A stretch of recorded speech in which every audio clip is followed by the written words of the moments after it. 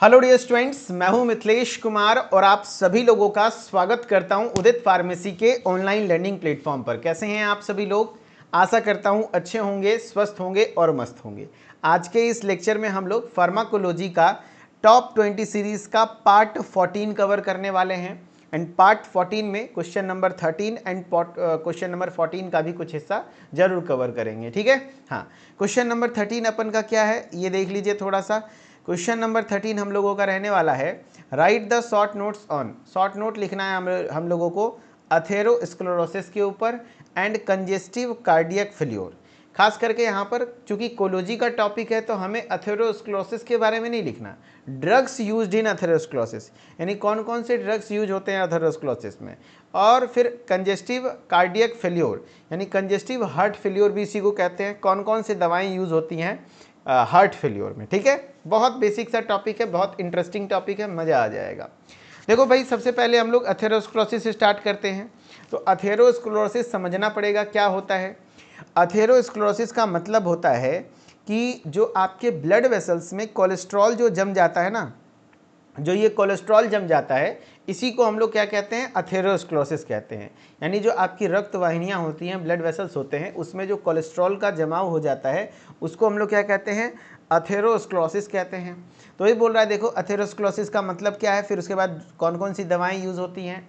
देखो भाई, formation of plaque inside the arteries is refer to as the state of atherosclerosis, यानी धमनियों यानी आर्टरीज के अंदर प्लेक का बनना। प्लेक मतलब है गांठ, है ना। और किस चीज़ का गांठ बनता है, कोलेस्ट्रॉल का गांठ बन जाता है। कोलेस्ट्रॉल जमा हो जाते हैं, खास करके बैड कोलेस्ट्रॉल जो होते हैं एलडीएल, वो चिपकू होता है, तो वो कहीं ना कहीं चिपक जाता है एंड फिर वो गांठ बनाता है, जिसको हम लोग अथेरोस्क्लेरोसिस कहते हैं। करेक्ट, हाँ। कह रहा है विथ टाइम, जैसे जैसे समय बीतता है, द प्लेक बिकम्स हार्डेंस, यानी प्लेक थोड़ा और हार्ड होता जाता है and narrow the artery, and artery को और भी नैरो करता जाता है। जैसे मान लो ये आर्टरी है, करेक्ट। अब ये आर्टरी है, इसमें ये प्लेक बना हुआ है, अभी तक इतना प्लेक था, जैसे जैसे समय बीतेगा ये प्लेक और चौड़ा होता जाएगा। अगर ये प्लेक और चौड़ा होता जाएगा तो धीरे धीरे देखो आर्टरी में और कम स्पेस बचेगा, क्योंकि ये तो पूरा भरा हुआ है, और कम स्पेस बचेगा। किसी दिन ऐसा होगा कि यहाँ के कोई क्लॉट बन जाएगा एंड पूरी तरीके से ब्लॉकेज हो जाएंगे, एंड अगर ऐसा कोरोनरी आर्टरी में हो गया तो फिर हार्ट अटैक जैसे सिचुएशंस आते हैं, तो बहुत डेंजर सिचुएशन होता है। कह रहा है with time plaques harden and narrows the artery, artery narrow हो जाती हैं। As the arteries are narrowed, जैसे जैसे आर्टरीज नैरो होते जाती हैं, the flow of oxygen rich blood to heart as well as to other areas of the body is reduced और stopped. यानी कि जैसे मतलब जैसे जैसे ये आर्टरीज नैरो होती जाएंगी तो आपके ऑक्सीजन रिच ब्लड यानी ऑक्सीजनेटेड ब्लड हार्ट तक पहुंचना थोड़ा कम हो जाएगा एंड बॉडी के और भी एरियाज तक कम हो जाएगा, जिससे आपको इन फ्यूचर अलग अलग कार्डियोवास्कुलर डिजीज देखने को मिलेंगे, यानी हृदय से संबंधित रोग देखने को मिलेंगे, जैसे आपका एंजाइना, चेस्ट पेन का होना, हार्ट फेलियर का होना, इवन हार्ट अटैक का आना, ब्रेन स्ट्रोक का होना। डिपेंड करता है कि कौन सी आर्टरी में इस तरीके के सिचुएशंस आए हैं एंड कौन सी आर्टरी में ब्लॉकेज हो रहा है ना। समय के साथ यह प्लेक कठोर हो जाता है और धमनियों को संकुचित यानी नैरो करता जाता है। धमनियों के संकुचित होने से हृदय और शरीर के अन्य हिस्सों में ऑक्सीजन युक्त रक्त का प्रवाह कम या रुक जाता है, जिससे इन फ्यूचर अलग अलग कार्डियोवास्कुलर डिजीजेज होंगे, जो कि मैंने आपको बताया। अब मुद्दे की बात पे आते हैं कि भाई कौन कौन से ड्रग्स का इस्तेमाल करते हैं, यानी classification of drugs used in atherosclerosis, यानी अथेरोस्क्लेरोसिस में कौन कौन से ड्रग्स का इस्तेमाल किया जाता है। तो सबसे पहले है HMG coenzyme A reductase inhibitors. सबसे पहले क्या है, HMG coenzyme A reductase inhibitors, जिसमें स्टेटिन क्लास का ड्रग है। फिर दूसरा होता है बाइल एसिड सिस्क्विट्रांट्स, जिसमें रेजिन क्लास के ड्रग होते हैं। फिर फाइब्रिक एसिड डेरिवेटिव्स, जो कि फाइब्रेट्स होते हैं। फिर triglyceride synthesis and lipolysis inhibitors. ये कुछ ऐसे ड्रग्स हैं। देखो भाई, जितने भी स्टेटिन क्लास के ड्रग हैं, स्टेटिन जिसके भी लास्ट में लगा रहता है, मैंने आपको एक बार बताया है, काफ़ी बार यहाँ से सवाल बनते हैं, MCQs बनता है, इनमें से कौन सी ऐसी ड्रग है जो कोलेस्ट्रॉल की सिंथेसिस को रोकता है। तो याद रखना, उसमें लास्ट में स्टेटिन शब्द लगा होता है। तो इसीलिए देखो, लोवा स्टेटिन, स्टेटिन शब्द लगा हुआ है, सिम्भा स्टेटिन, प्रावा स्टेटिन, एटोरवा स्टेटिन। तो ये एक्चुअली क्या होता है, तो ये स्टेटिन क्लास के ड्रग्स होते हैं, जो कि क्या करता है, आपके ब्लड में कोलेस्ट्रॉल के, जो लीवर में कोलेस्ट्रॉल की सिंथेसिस होती है उसके सिंथेसिस को रोकता है। कैसे रोकता है सर? तो इसका नाम ही वही है। इसका नाम याद रखना, एक बार मैकेनिज्म ऑफ एक्शन आ गया था कि भाई स्टेटिन क्लास के ड्रग का मैकेनिज्म ऑफ एक्शन क्या है, नाम में ही इसका काम छिपा हुआ है, HMG coenzyme A reductase inhibitor. तो एक्चुअली आपके लिवर में एक एंजाइम होता है HMG कोएंजाइम ए, ठीक है, रिडक्टेज, यही एंजाइम है जो कि कोलेस्ट्रॉल की सिंथेसिस करवाता है। तो ये क्या करता है, स्टेटिन क्लास का ड्रग इस एंजाइम को, जो HMG कोएंजाइम ए है, कोएंजाइम ए रिडक्टेज एंजाइम है, इसको क्या करता है, इनिबिट कर देता है, जिससे कोलेस्ट्रॉल नहीं बन पाता है। करेक्ट? हाँ। दूसरा है, वैसे हम लोग 1 बाय 1 पढ़ेंगे इसके बारे में, कैसे क्या काम करता है नहीं करता है, पहले थोड़ा सा क्लासिफिकेशन देख लो। दूसरा है बाइल एसिड सिस्क्विट्रेंट्स। बाइल एसिड सिस्क्विट्रेंट्स में आपके इसको रेजिन क्लास का ड्रग भी बोला जाता है, लेकिन इसके अंदर ऐसा नहीं कि रेजिन क्लास का ड्रग है तो लास्ट में रेजिन वर्ड लगा रहेगा, नहीं। कॉलिस्ट्राइमिन एंड कॉलिस्टिपोल और कॉलिस्ट्राइमिन ये एक बाइल एसिड सिस्क्विट्रेंट्स ड्रग होते हैं। हाँ, फाइब्रेट वर्ड, ये जो फाइब्रेट क्लास के ड्रग हैं, ये फाइब्रेट वर्ड जो होता है, फाइब्रिक एसिड डेरिवेटिव्स को फाइब्रेट्स कहा जाता है, और इसमें भी देखना लास्ट में फाइब्रेट लगा होता है, या तो फाइब्रोजिल लगा होता है, यानी फाइब्रो वर्ड कहीं ना कहीं रहेगा। देखो कोली फाइब्रेट पहचान लोगे, फाइब्रेट क्लास का ड्रग है। गेमी फाइब्रोजिल या जेमी फाइब्रोजिल, फिर बेंजा फाइब्रेट या फिर फिनोफाइब्रेट, ये कुछ ऐसे ड्रग्स हैं जो फाइब्रेट क्लास के ड्रग हैं। Triglyceride synthesis and lipolysis inhibitor, यानी ऐसे ड्रग्स जो ट्राइग्लिसराइड की सिंथेसिस को और लाइपोलाइसिस को इनिबिट करते हैं, तो वो होते हैं निकोटिनिक एसिड। क्या होते हैं? Nicotinic acid. तो ये कुछ ऐसे ड्रग्स हैं जो कि आपके एथेरोस्क्लेरोसिस में इस्तेमाल में होते हैं। अब इनके फार्माकोलॉजिकल एक्शन को देख लो भाई। देखो शॉर्ट नोट्स लिखने आया है, ऐसे ही लिखेगा कि शॉर्ट नोट्स लिख के बताओ, तो हमने बताया है डेफिनेशन, क्लासिफिकेशन, फार्माकोलॉजिकल एक्शन, 3 चीज लिख दोगे काम हो जाएगा। क्या क्या? डेफिनेशन, जैसे एथेरोस्क्लेरोसिस आया तो क्या होता है एथेरोस्क्लेरोसिस? तो एथेरोस्क्लेरोसिस ऐसा सिचुएशन है जब आपके आर्टरी में प्लेग बन जाता है। किस चीज़ की प्लेग बनती है? कोलेस्ट्रॉल की। बैड कोलेस्ट्रॉल जमा होता है, जिससे धीरे धीरे आर्टरी नैरो होता जाता है, पतला होता जाता है, एंड इन फ्यूचर आपके हार्ट को या अदर बॉडी पार्ट्स को ऑक्सीजन रिच ब्लड कम मिलेगा या नहीं मिलने लगेगा, तो आगे भविष्य में आपको अलग अलग कार्डियोवास्कुलर डिजीजेस देखने को मिलेंगे। जिसके क्लासिफिकेशन में अब मतलब कौन कौन से दवाएं यूज़ होती हैं, तो यहाँ पर HMG coenzyme A reductase inhibitor use होता है, जो कि स्टेटिन क्लास का ड्रग है, लास्ट में स्टेटिन शब्द लगा होता है। फिर जैसे लोवास्टेटिन, अब जरूरी नहीं है कि एकदम एक एक ड्रग का नाम लिखो, आप 2-3 ड्रग का नाम लिख सकते हो, जैसे atorvastatin is very popular name.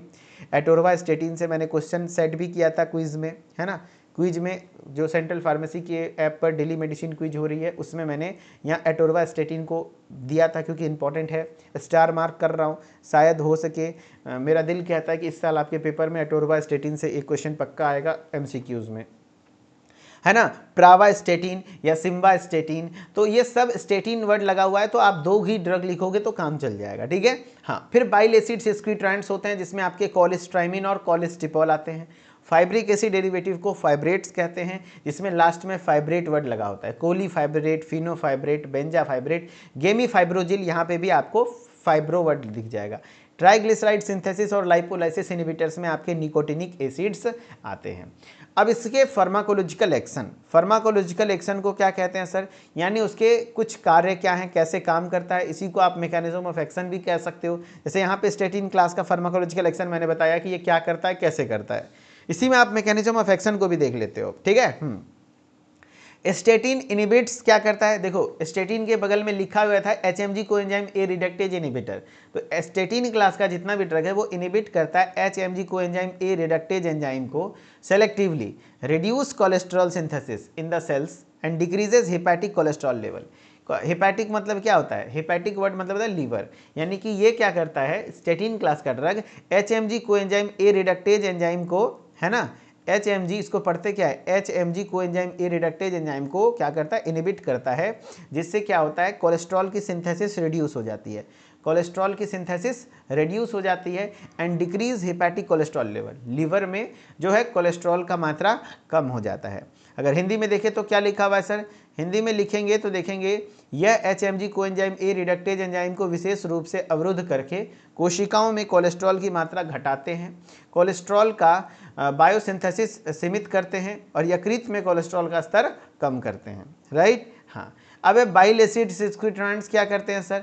तो बाइल एसिड सिस्क्यूट्रांट्स के ड्रग का नाम बताओ। तो टिप्पो, कोलेस्टिपोल एंड कोलेस्ट्रेमिन ऐसे ड्रग के नाम हैं। These prevent reabsorption of bile acid from the gut and interrupt enterohepatic circulation by sequestrating bile acids. यानी पाचन तंत्र में पित्त अम्लों को पुनः अवशोषण को रोकते हैं और एंटेरोहिपैटिक परिसंचरण को बाधित करते हैं। यानी ये जो बाइल एसिड है, इस बाइल एसिड के एब्जॉर्प्शन को आपके इंटेस्टाइन से रोकने का काम करता है। ठीक है।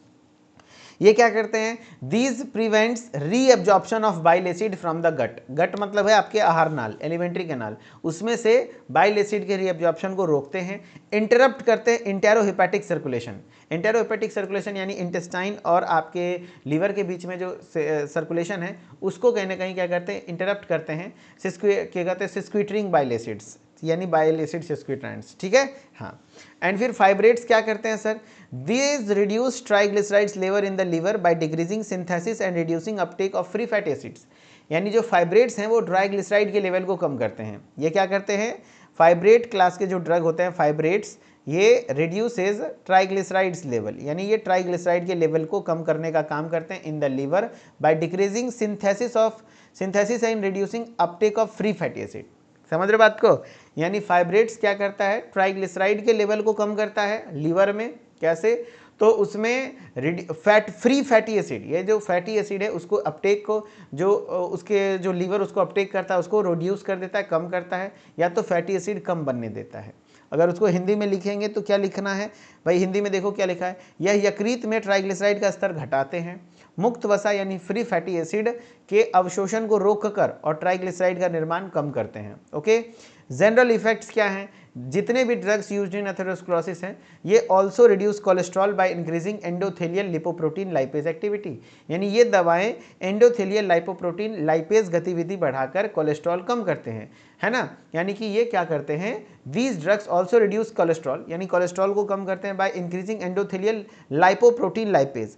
लाइपोप्रोटीन लाइपेज मतलब क्या हुआ कि जो लाइपेज एंजाइम है ये कहीं ना कहीं फैट को ब्रेक डाउन करेगा, समझ रहे बात को, जिससे कि कोलेस्ट्रॉल का मात्रा कम होगा। क्योंकि कोलेस्ट्रॉल क्या है? फैट का ही एक वैक्स वाला रूप है कि नहीं? कोलेस्ट्रॉल भी एक प्रकार का फैट है। तो ये एथेरोस्क्लेरोसिस के बारे में आप लिख सकते हो। एंड मैं चाहूँगा आपसे कुछ क्वेश्चंस करवाने जो आपके प्रीवियस पेपर्स में देखने को मिले हैं, एंड आप करके बताना, फिर मुझे थोड़ा सा पता चलेगा कि आपको समझ में आया कि नहीं समझ में आया। एंड 100% बातें जो आप सोच रहे हो याद कर लेंगे एग्जाम के टाइम पे, ऐसा नहीं होता है। आपको ऐसा फील करना होगा कि हाँ भैया अगर एथेरोस्क्लेरोसिस आ जाएगी तो मैं लिख लूँगा, है ना? हाँ, अभी भी एग्जाम डेट चेंज होगी, बता तो रहा हूँ। आप लोग मान के चलो ना कि हमें मई में पेपर देने हैं, स्टार्टिंग फर्स्ट वीक ऑफ मई में ही पेपर होगा। चलो, मुझे तो पहले वाला ही सही लग रहा था भाई, गैप भी था। बीटीयूपी को हुआ क्या है पता नहीं। Atherosclerosis is characterized by the formation of, Shivam Pandey कह रहे what is cholesterol? Cholesterol actually fat है जो कि आपके ब्लड में थोड़ा मोम के रूप में वैक्स फैट का ही एक रूप है जो कि आपके ब्लड में पाया जाता है। और वो कहीं नहीं कुछ हद तक अच्छा भी है, लेकिन जब ज़्यादा मात्रा में हो तो वो ख़राब है। वो आपके ब्लड वेसल्स में चिपकने लगता है और ब्लड वेसल्स को कहीं ना कहीं सकरा करता है, जाम कर देता है, ठीक है, जिससे इन फ्यूचर आपको अलग अलग बीमारियाँ होती है। Atherosclerosis is characterized by blood clots in the veins, plaque inside the arteries, tumours in the heart, air bubbles in the vessels. मेरे ख्याल से कोई कंफ्यूजन नहीं होना चाहिए। हर एक बच्चा अगर आर्टरी में प्लेक बन जाए, गांठ बन जाए, प्लेक मतलब होता है गांठ, गांठ बन जाना, तो वो एथेरोस्क्लेरोसिस कहलाता है, राइट। चलो, HMG coenzyme A reductase inhibitors are also known as, जो बताओ भाई HMG coenzyme A reductase inhibitors को और किस नाम से जानते हैं? तो HMG coenzyme A reductase inhibitors जो होते हैं उनको हम लोग स्टेटिन क्लास का ड्रग कहते हैं। ये स्टेटिन हैं जो कि HMG कोएंजाइम ए को इनहिबिट करते हैं, है ना,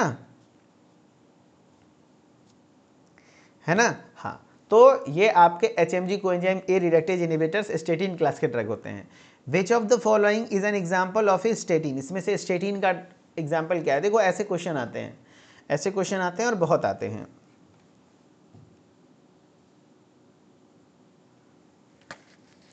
ऐसे क्वेश्चन आते हैं आपके एग्जाम में।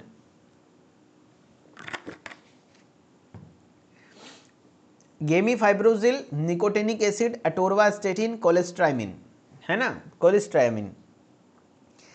तो इसमें एग्जाम्पल स्टेटिन का क्या होगा भाई, तो स्टेटिन का एग्जाम्पल लास्ट में स्टेटिन वर्ड लगा हुआ है ना। हाँ, तो एटोरवा स्टेटिन, बहुत बढ़िया आंसर सी कर रहे हो आप लोग।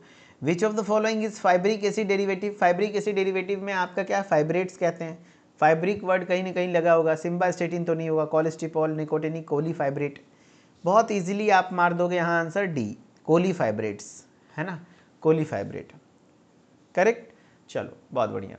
तो एक बार थोड़ा सा आप लोगों का देखना है भाई रिस्पांस कैसा रहा, अगर समझ में आया तो कमेंट में दिल बना देना, देन मैं आगे के टॉपिक को कवर करूँगा। अथेरोस्क्लेरोसिस मैंने पढ़ा दिया, इतना लिख लोगे काम चल जाएगा, थोड़ा रिवीजन कर लेना हो जाएगा आपका।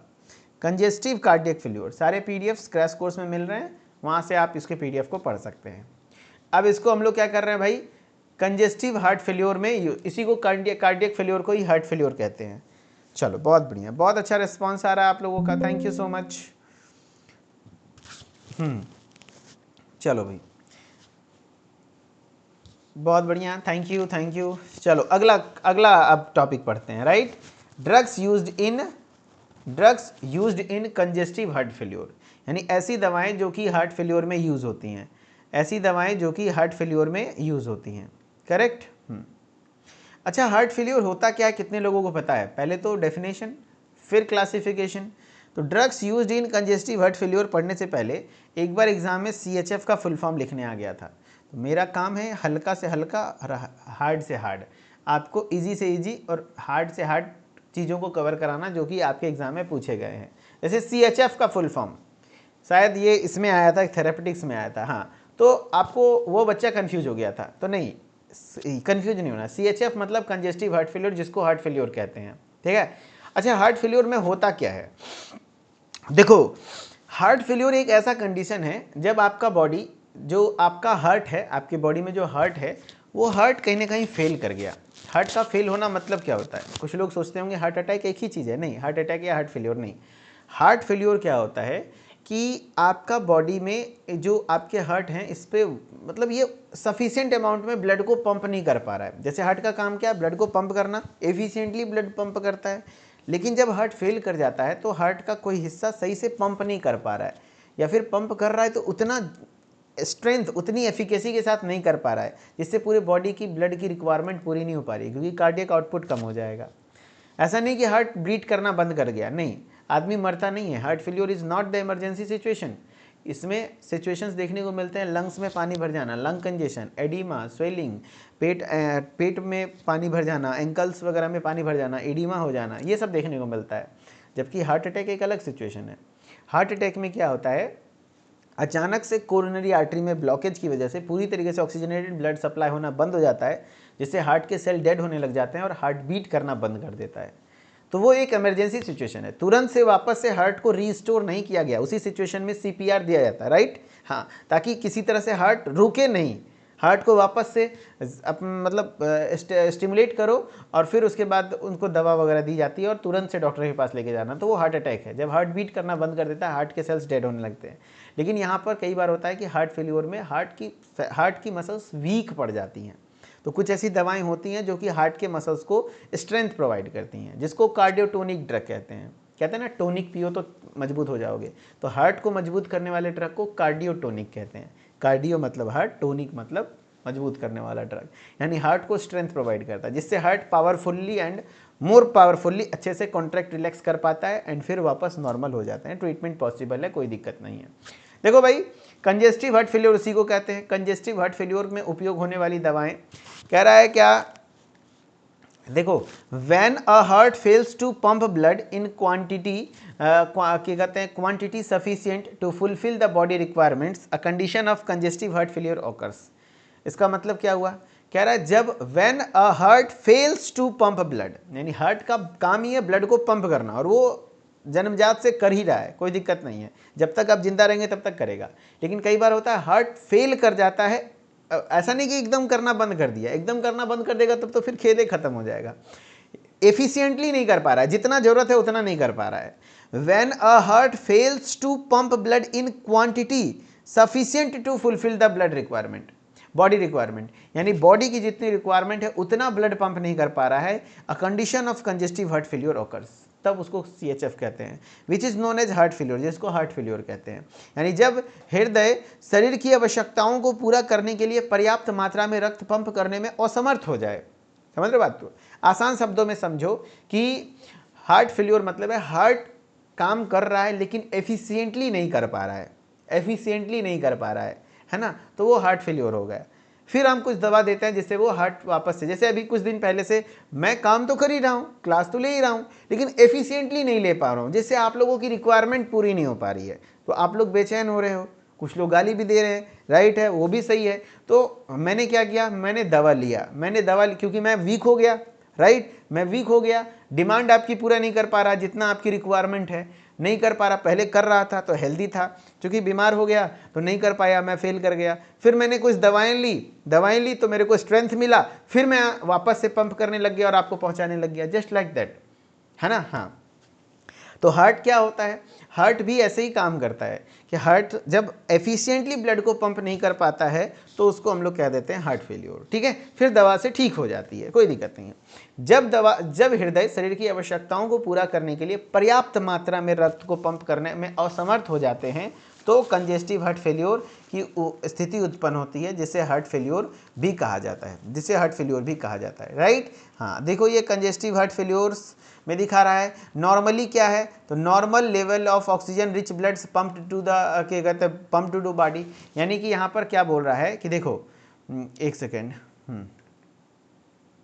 यहाँ पे क्या हो रहा है कि इसके जो लेफ्ट वेंट्रिकल्स हैं नॉर्मल अमाउंट में ब्लड को पंप कर पा रहे हैं जितना ज़रूरत है, ठीक है। लेकिन कई बार ऐसा होता है जब आपके हार्ट फेलियर हो जाते हैं तो reduce volume of oxygen rich blood pump to the body, यानी पूरे बॉडी में ब्लड ऑक्सीजन रिच ब्लड उतना पंप नहीं कर पाता है, ठीक है।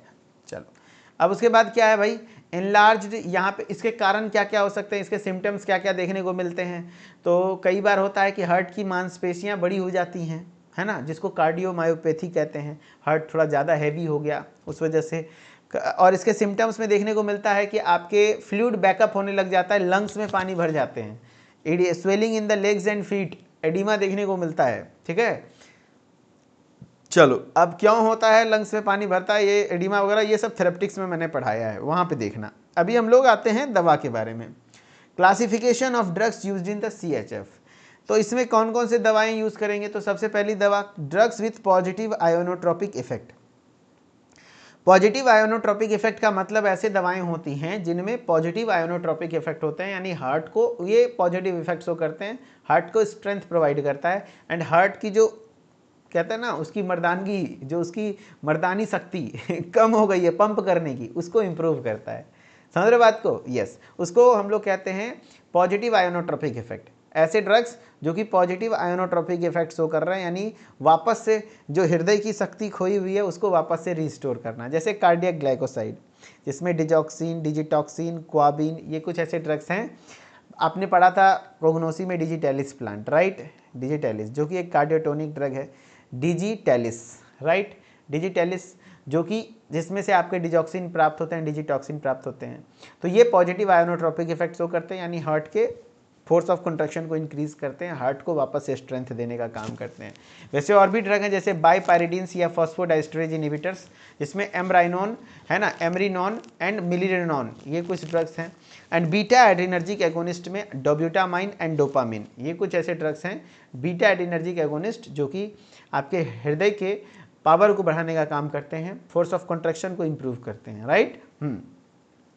अब कुछ ऐसी भी दवाएं यूज़ होती हैं विदाउट पॉजिटिव आयोनोट्रोपिक इफेक्ट, जो कि हार्ट फेलियर में यूज़ होता है, जो कि हृदय के मतलब हृदय के पावर को तो नहीं बढ़ा रहा है। पॉजिटिव आयोनोट्रोपिक इफेक्ट मतलब हार्ट के पावर को बढ़ाना, वो बढ़ा तो नहीं रहा है, लेकिन सिम्टम्स को सही कर रहा है, क्योंकि हार्ट फेलियर की वजह से लंग्स में पानी भर जाना, या फिर एंकल्स में, पेट में एडिमा होना, एडिमा जानते हो ना, या फिर पैर वगैरह में एडिमा होना, जिसमें आप दबाओगे तो वहाँ पर क्या होता है, उंगली का निशान हो जाता है, तो एडिमा होती है। तो वैसे कंडीशन में वो जो एक्सेस अमाउंट ऑफ वाटर है उसको शरीर से बाहर निकालना है, तो यूज़ करते हैं डाययूरेटिक्स। ऐसा नहीं कि ये दिल पे काम कर रहा है, ये डाययूरेटिक्स उसके सिम्टम को रिलीफ करेगा कि जो एडिमा हुई है हार्ट फेलियर की वजह से।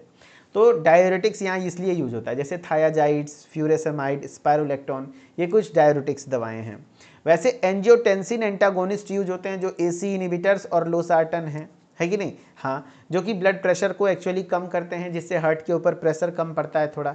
बीटा एड्रेनर्जिक एंटागोनिस्ट जैसे बिसोप्रोलॉल, कार्विडोलॉल एंड मीटोप्रोलॉल, ये सभी ब्लड प्रेशर को ओवरऑल कम करते हैं, जिससे हार्ट के ऊपर प्रेशर कम पड़ता है। एंड वेसोडाइलेटर्स यानी नाइट्रेट्स और हाइड्रोलाजिन देते हैं, जो कि ब्लड वेसल्स को डायलेट करता है, जिससे ऑक्सीजन रिच ब्लड हार्ट तक पहुंचेगी। तो फिर हार्ट तक अगर ऑक्सीजन रिच ब्लड पहुंचेगी तो हार्ट ज़्यादा बेहतरीन तरीके से काम कर पाएगा, राइट। हाँ, समझ गए।